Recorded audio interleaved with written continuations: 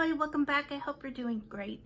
I'm doing well, and I'm having a day with pretty much a great amount of energy. So I have recorded a couple of videos, so you'll see me doing a get ready with me, not on this video but on another one, and I have the same top on, same makeup, it's the same day. So don't want you to think that I wear the same thing every day. Who would think that? But you never know.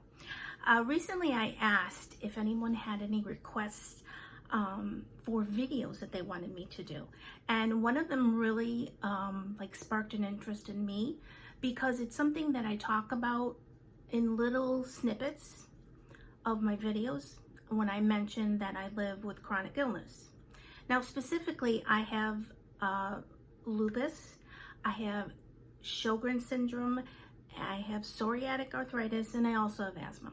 Now, this person, Elizabeth, hello, asked me if I could do a video giving tips on how to travel when someone has lupus. She has someone in her family that has lupus and she wants to help her. So I have a little notebook that I started with notes about my YouTube channel and ideas, and I'm going to refer to it because I don't want to miss out on any of the tips.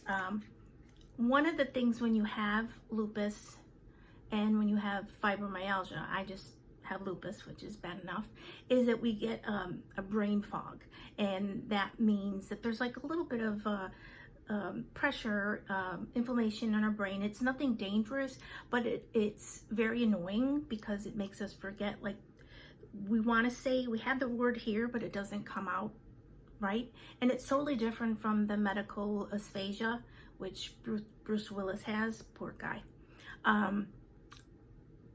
Like now, it just like totally went blank. So having a notebook helps me a lot, especially for videos that I'm doing like this one that are really important to me, because I want to start incorporating more of my life with lupus and chronic illness to help out other people and to also help me, because talking about it for me does help. Okay, so this video, traveling with lupus, and first of all, I'm going to say there is no medical advice in this video at all. I am not qualified to give you medical advice. I am an expert at living with chronic illness, and specifically we're talking lupus today. I have been on my lupus journey, as they say, for many, many years. I am 57 years old. I will be 58 in November. I think I look pretty good. And I first started with problems and issues just before I turned 24. And I did not get a proper diagnosis till August of 2008 because of technology, because of doctors not believing me, but that's a whole nother video. So let's get to the video on hand, which is tips, tricks, things to do when you have lupus and you're traveling. And this will help people that are caretakers to remember these so that they can help that person that they care about. Okay. One of the first things that you always have to remember is sunscreen. Many people with lupus have sun sensitivities, and I am one of those people that if I am out in the sun too much, I feel nauseous, I develop rashes, specifically on my arms they get, and I also get dark pigmentation very fast. So sunscreen should be one of the first things you pack in your bag, and it should be SPF 30 or more. And if you are having a day where it's like at a amusement park, Disney World, something like that, bring one of the spray ones that you can reapply, because it's so important, so important. Pacing yourself throughout your day, throughout your whole trip, is very important too. A lot of people are people pleasers, and believe me, I still am part people pleaser, but I've learned to speak up for myself where I have to remind people, and it's not anything that they're doing maliciously, but people forget, you know, and they're not living in your life, so they don't understand that maybe you can't walk all that way without resting for a little bit. So if you have to gently remind them, hey, I gotta pace myself. Now, one thing I do to pace myself every time I travel is I plan ahead. Even if it's that morning, I plan ahead to have a period of rest in the middle of the day. For me, that helps tremendously. Whether I'm staying in a hotel or at someone's home, I plan on going back to where I'm staying. I actually change my clothes, put on my nightgown because I want to be as comfortable as I can be. I get under the covers. Sometimes I take a nap and sometimes I just veg out to a show on TV. Whether that rest period is 30 minutes or a couple hours, whatever you can fit it into your schedule. And if you have young kids, take that time for their nap time, your rest time, or your rest time, and then someone else with you can take them to the pool or do something with them. Very important. And then the rest of your day, you're not dragging. You're not dragging. Hydration is so important. Always have a bottle of water with you. Have a thermos of water, whatever you enjoy. Hydrate.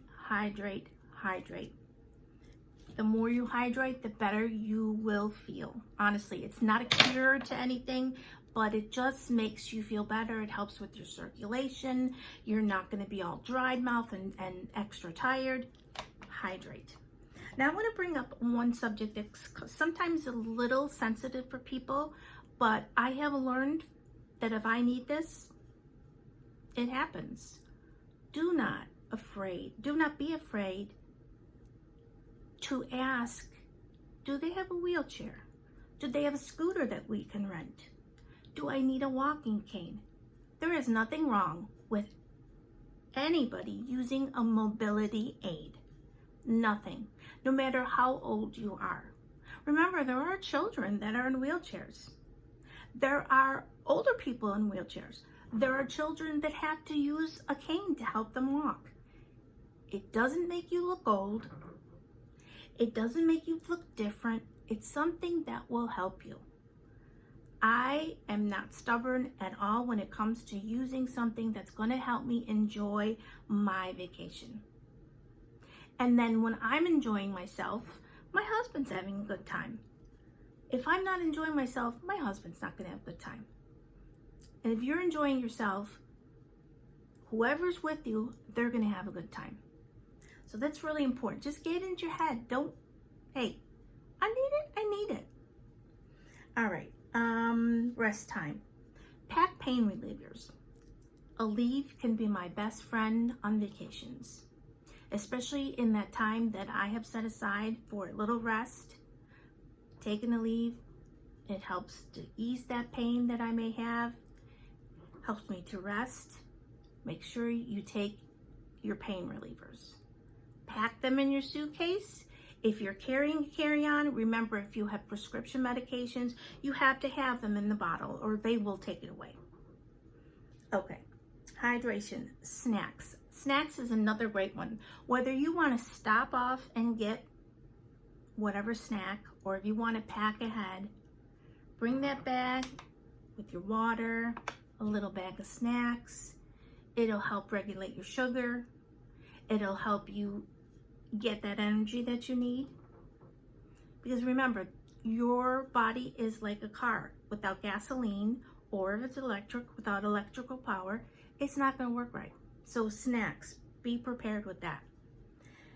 Another thing that I like to do is bring your favorites from home. I mean, I'm not saying bring your whole bedroom with you, but if you have a favorite pillow that you just love and you get such great rest with it, bring it. Pack it, bring with you in the car, however you're traveling, bring it. Eye masks. Some people like to sleep with the eye masks. And I find at hotels, sometimes I prefer to sleep with the eye mask because it just blackens everything out. It helps me to fall asleep faster than just closing my eyes. And they come in all kinds of cute colors. I think I have one right here in my drawer. Here, this is mine. Sometimes I use it at home, sometimes I don't. because I'm more comfortable at home. It's my surroundings. Hotels, what do you call the places that you, be it Airbnbs, they're new to you. Bring one of these. You'll sleep great, I promise you. Okay, heating pads. Any type of thing that makes you feel comfortable when you're home, pack it in your bag. Pack in your bag, pack in your carry-on, whichever. Bring those things, even if you think you're not going to use them. And if you don't use them, great. But if you have that, you can. And if you forget, yeah, you can run to CVS, Walmart, whatever. But if you have it packed, you can use it right away and not have to wait the time. Okay. If you stay at a hotel, I find it's nice to ask for a first floor, or if they can't accommodate a first floor, ask for a room near the elevator, because it's less time to get to the elevator than if you're all the way down the hall, and then that takes up your energy. And by the time you get to the elevator, get down, go to the car, or go, whatever transportation you have, you're just exhausted. So you want to conserve time for those moments that aren't that special. It's no big deal. It's not like you're taking pictures going to the elevator. It's not a big event. So if you can tell them ahead of time, or when you book, or when you check in, that you need a room closest to the elevator, it will help you. Okay, I've already talked about renting a mobility scooter or taking it on the airplane. I currently use a walking cane if I'm walking long distance, and I walk with that cane proud. I don't care who looks at me. I don't care who thinks I look old. It helps me, and that's all that matters. If you're feeling like you are gonna look weird, get a cool color. I mean, there's just so many options out there of canes and things to help you walk and feel better. One is sort of it's not a morbid thought, but it's kind of be prepared. If you're going to a new area or new country, go online and check where the nearest doctors are, the nearest hospital, one of those like little emergency centers that you can go, just in case, and then you're prepared. Write it down, put it in your phone, whatever. This is another one that's really big for me. I love clothes, but when I travel, there are times that maybe I'll eat something that doesn't agree with me, so I feel like I'm bloated. That's a big thing. Like with lupus, I find a lot of people experience like bloating and just being uncomfortable. Pack comfortable clothes, cute, stylish, comfortable clothes. You're set. You're set. And if you're going someplace dressy, you can find dressy clothes that are comfortable. You really can. And you'll be so comfortable and looking cute. And if you have pain, yeah, you have the pain, but you're more comfortable in your clothing.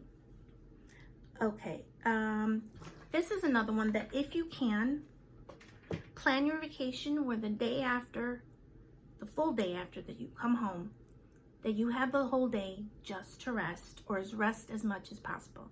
I know that many of us have children, grandchildren. We have full lives, and maybe we can't take a whole day, but try to schedule a time in that day where you can rest. Or if you can, go for a massage the next day. I know somebody might think, well, you just came from vacation, you need rest. Yes, you do. You need to rest so that you can enjoy the rest of your week, the rest of the time. Just like you need to rest during the day and try to rest good at night. But a lot of us patients with lupus, or people with lupus, we have a hard time resting at night. I can take a nap anytime, but there's many nights that I'm just like, I'm not sleeping. So when you get those times that you can rest. I hope that this video was helpful to anybody that watched it. If you have any questions about living with lupus or chronic illness where you are in pain, and just chronic illness in particular, just leave them down below. I answer everybody that I get a comment from, unless it's like a nasty comment, which is not often. I hope that you're having a great morning, afternoon, evening, night, yeah, whatever time of day you're watching this, and take care of yourselves. And if you have somebody in your life that has a chronic illness, think twice. Be gentle with them. Be encouraging. And remember, they're doing the best that they can. Take care, all, and I'll see you soon. I hope that you like this, Elizabeth.